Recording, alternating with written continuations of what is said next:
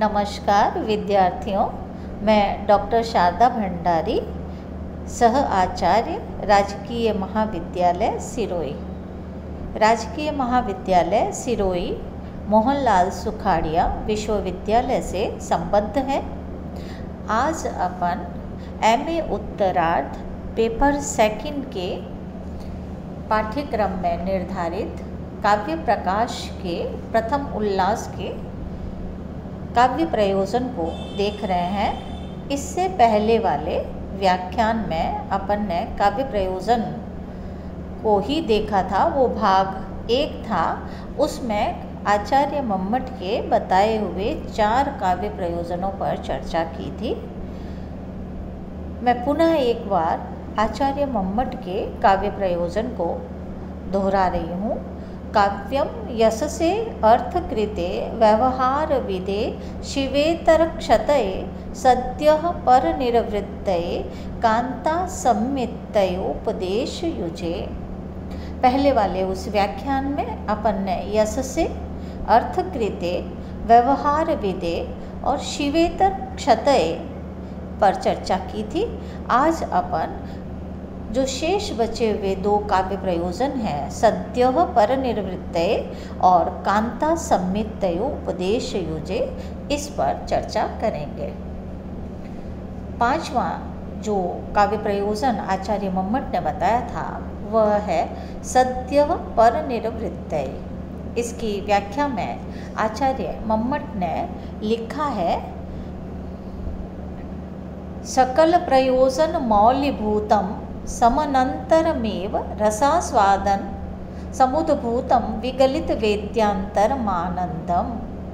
अर्थात काव्य के निर्माण अथवा पढ़ने, सुनने, देखने के साथ ही जो एक विशेष प्रकार की आंतरिक आनंद की प्राप्ति होती है, वह अलौकिक आनंदानुभूति ही काव्य का सबसे मुख्य प्रयोजन है। इस आनंदानुभूति की वेला में पाठक, दर्शक या श्रोता संसार का और सब कुछ भूलकर उसी काव्य जगत में तल्लीन हो जाता है और इस तन्मयता में ही उस अलौकिक आनंद की अभिव्यक्ति होती है। तो इस प्रकार इस 5वें काव्य प्रयोजन को आचार्य मम्मट ने सकल प्रयोजन मौल्यभूतम कहकर इन सारे प्रयोजनों में प्रमुख माना है, मुख्य माना है, प्रधान माना है। 6ठा काव्य प्रयोजन कांता सम्मितयोपदेश युजे। इसकी व्याख्या करते हुए आचार्य मम्मट अपनी वृत्ति में लिखते हैं, प्रभु सम्मित शब्द प्रदान वेदादि शास्त्रेभ्यः सुहृत सम्मितार्थ तात्पर्य वत पुराणादि इतिहासेभ्यश्च शब्दार्थयोर गुणभावेन रसांगभूत व्यापार प्रवणतया विलक्षणं यत् काव्यं लोकोत्तर वर्णना निपुणं कविकर्मं तत् कान्तेव सरसतापादेनेनाभिमुखीकृत्य रामादिवत् वर्तितव्यं न रावणादिवत् इति उपदेशं च यथा योगं कवेः सहृदयस्य च करोतीति सर्वथा तत्र यतनीयम्।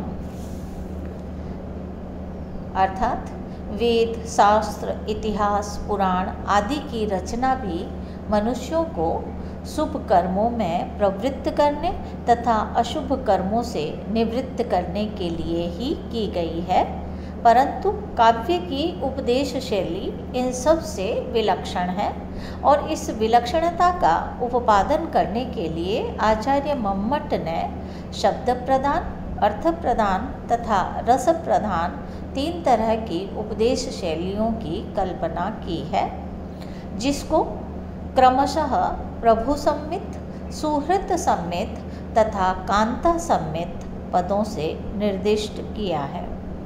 वेद, शास्त्र आदि की शैली प्रभु सम्मित या शब्द प्रधान शैली है।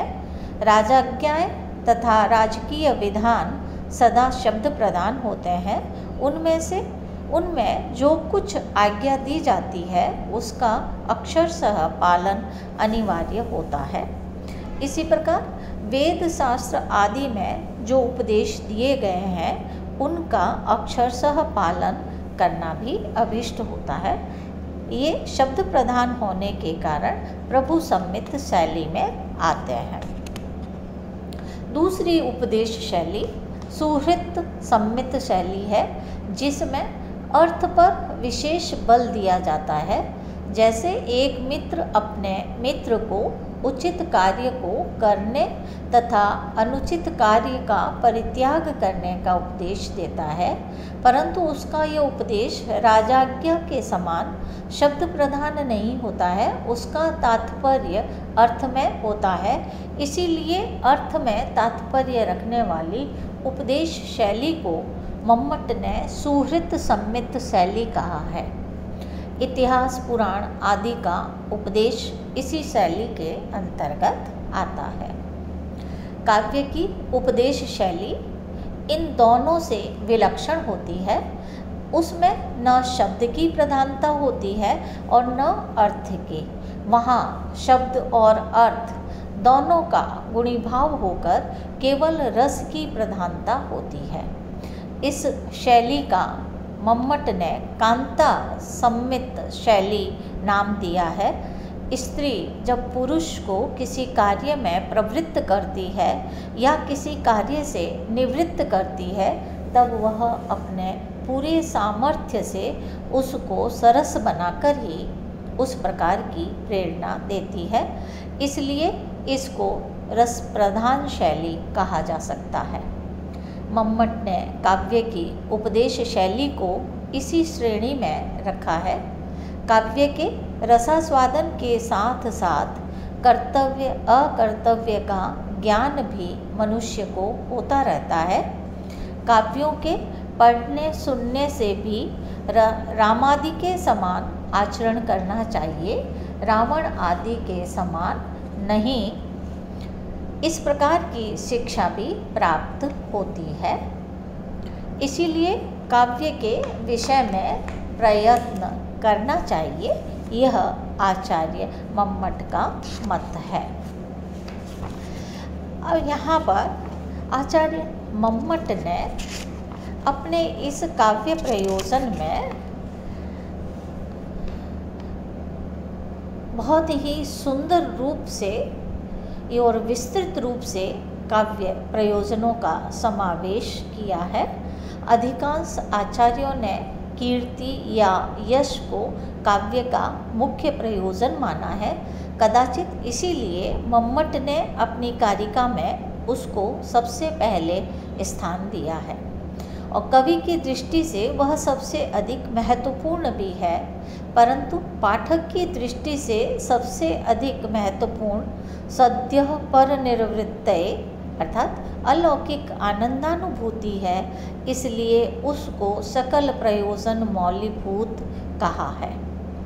यशसे अर्थकृते तथा शिवेतर क्षतये, ये तीन मुख्यतः कवि के उद्देश्य से और व्यवहार विदे सद्यः परनिर्वृत्तये तथा कांता सम्मितयोपदेश युजे, ये तीन पाठक की दृष्टि से विशेष महत्वपूर्ण प्रयोजन कहे जा सकते हैं।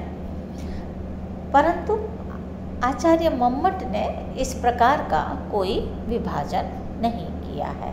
तो इस प्रकार आज अपन ने आचार्य मम्मट के द्वारा बताए हुए काव्य प्रयोजनों के संबंध में चर्चा की। मेरा यह व्याख्यान यहीं समाप्त होता है। धन्यवाद।